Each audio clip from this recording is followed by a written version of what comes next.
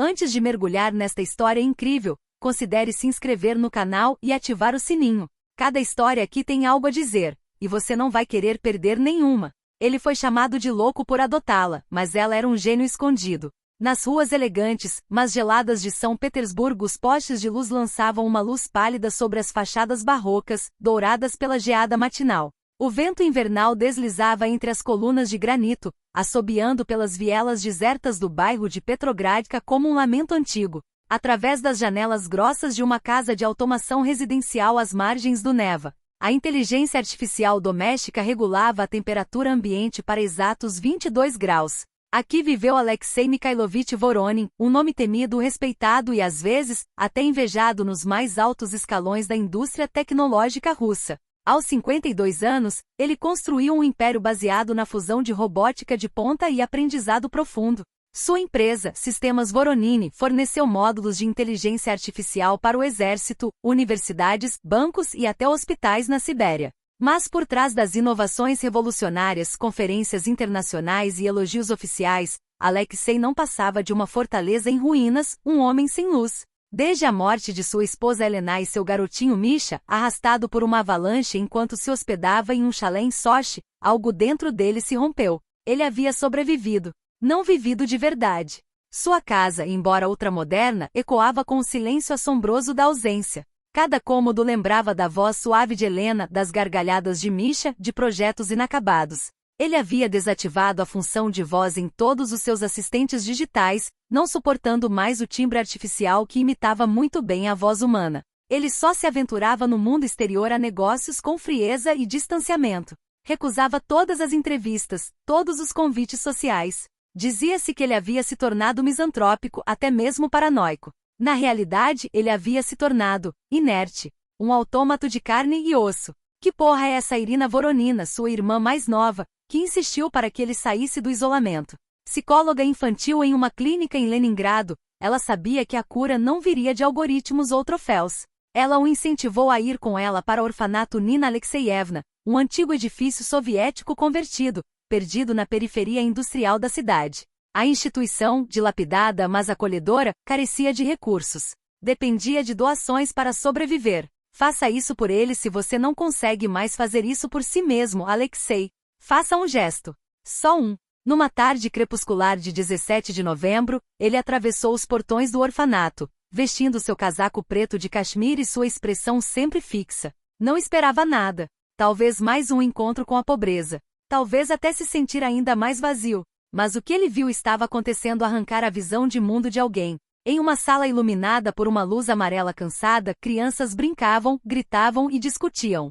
Seus rostos estavam marcados pelo abandono, pela perambulação e pelo medo. No entanto, em um canto quase invisível, ele viu uma figura congelada. Uma garotinha de cabelos escuros e emaranhados, encolhida ao lado de um radiador enferrujado, com os joelhos contra o peito e um caderno no chão. Ela não estava brincando. Ela não estava chorando. Ela estava escrevendo. Ou melhor, ela estava desenhando pontos, símbolos, equações, linhas de código intercaladas com números e esboços de circuitos.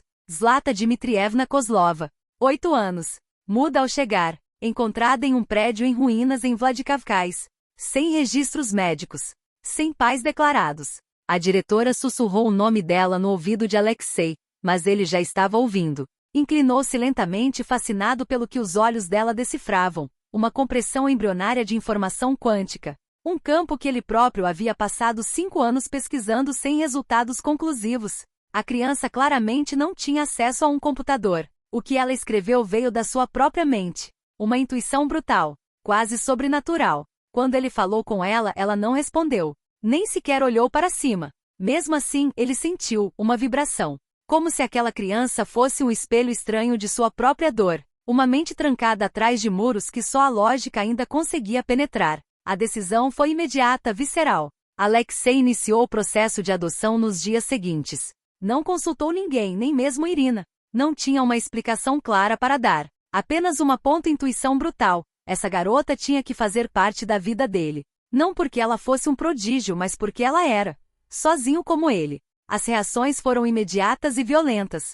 A mídia enlouqueceu. O velho Voronin está ficando louco. Ele está adotando uma menina selvagem das ruas. Ele está procurando uma nova marionete para moldar a sua imagem. A loucura de um milionário viúvo. Um gesto desesperado. Mas Alexei não estava ouvindo ninguém.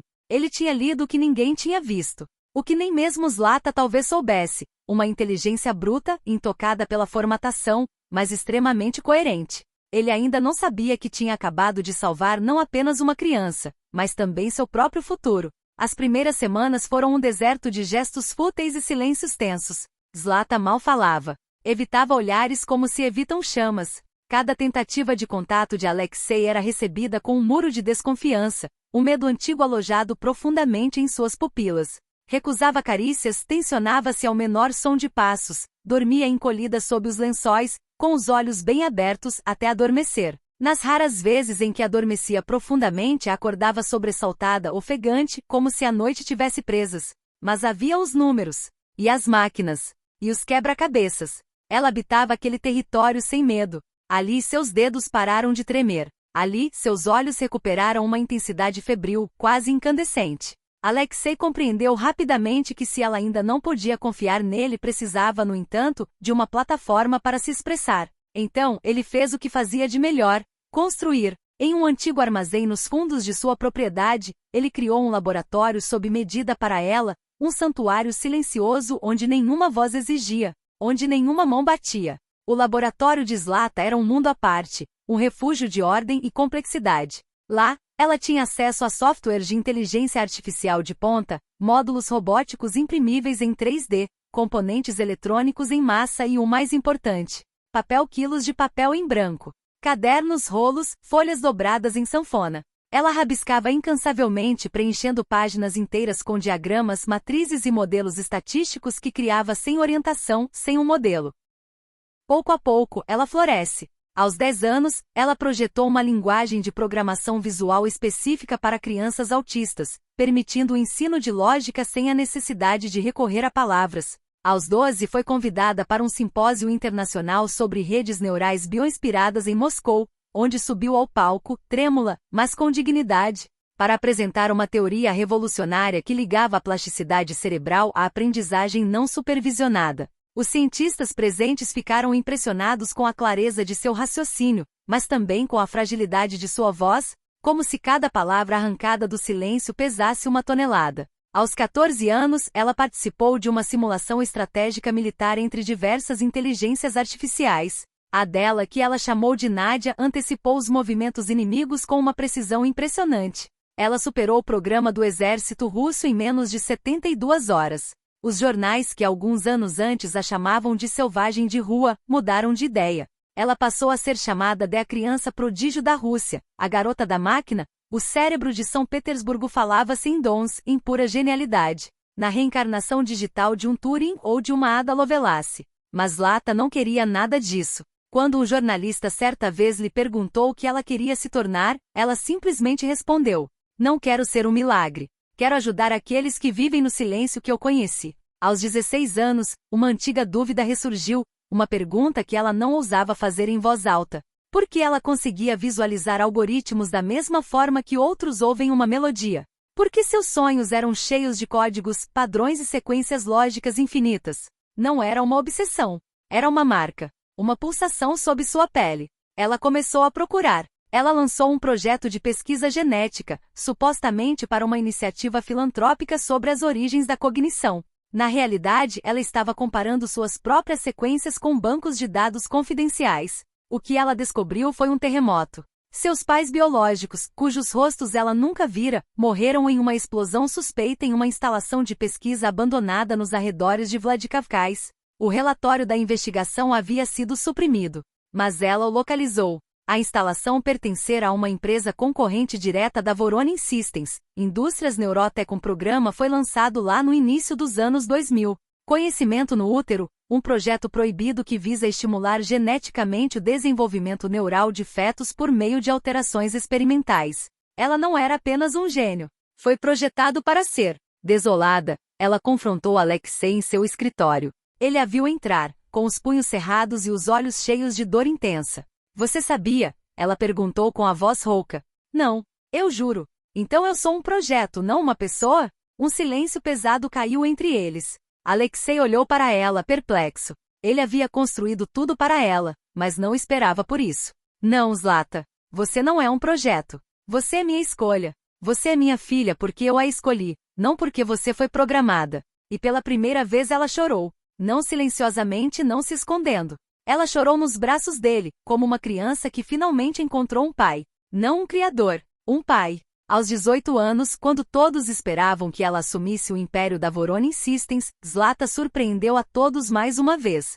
Ela recusou a oferta. Não por desafio, mas por convicção.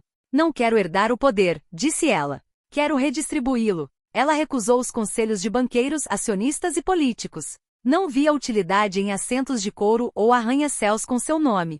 Em vez disso, fundou o Instituto Kozlova, o nome que ela escolheu usar, não para pagar o de Voronin, mas para afirmar seu próprio nascimento livre e consciente. O Instituto Kozlov era mais do que uma escola. Era um refúgio, um laboratório para o futuro. Uma fundação dedicada a crianças superdotadas de origens desfavorecidas e traumatizadas, esquecidas pelo sistema. Acolhia crianças cuja linguagem, intensidade e dor eram desconhecidas para o mundo. Lá, não havia provas competitivas, nem notas, nem classificações. Cada criança era tratada como um enigma único, uma luz singular a ser pacientemente decifrada. Zlata dedicou toda a sua energia a isso. Viajou de favelas a centros de pesquisa, de vilarejos remotos na África a hospitais psiquiátricos em Bucareste, sempre discreta, recusando entrevistas, holofotes ou cerimônias. Quase nunca falava para multidões.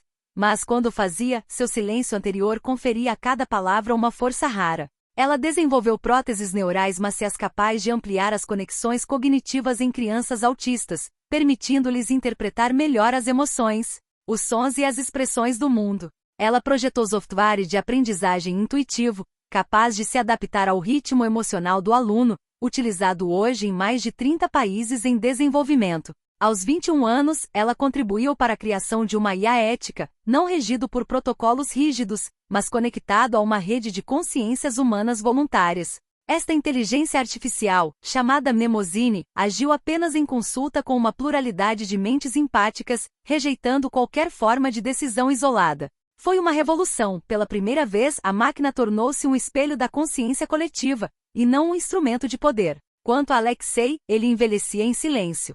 Seu cabelo havia rareado, seus movimentos diminuíram. Mas ele estava em paz. Toda semana, recebia cartas de crianças pequenas assinadas como alunos do Instituto Kozlova, acompanhadas de esboços, teoremas e poemas desajeitados. Ele valorizava cada palavra. O dia em que Zlata recebeu a medalha de honra da Universidade de Novosibirsk, ele estava na sala. Não queria ficar na primeira fila. Ficou no fundo, entre dois alunos ereto, apesar da bengala. Quando um jornalista se aproximou e perguntou se ele se arrependia de ter apostado tudo em uma criança ferida e silenciosa, ele respondeu calmamente: já me chamaram de louca. Mas um dia, quando a humanidade estiver pronta para ouvir o silêncio do invisível, entenderá por que adotei Zlata. E nesse dia, morrerei em paz. Ele sorriu suavemente e desviou o olhar do palco. Lá estava Zlata falando. Pouco, como sempre, mas com aquela intensidade rara que tornava cada sílaba sagrada. Anos mais tarde, na entrada do antigo orfanato onde ela havia sido acolhida, uma placa de bronze foi instalado fixado em pedra. Trazia uma inscrição simples mas comovente. Aqui viveu uma criança que o mundo julgou insignificante, mas que transformou o destino de milhões. Zlata de Kozlova, gênio, garota, luz. E todos os anos, no seu aniversário, centenas de crianças do mundo inteiro colocam ali uma folha de papel em branco. Um símbolo do que pode ser escrito quando finalmente lhe é dado o direito de existir.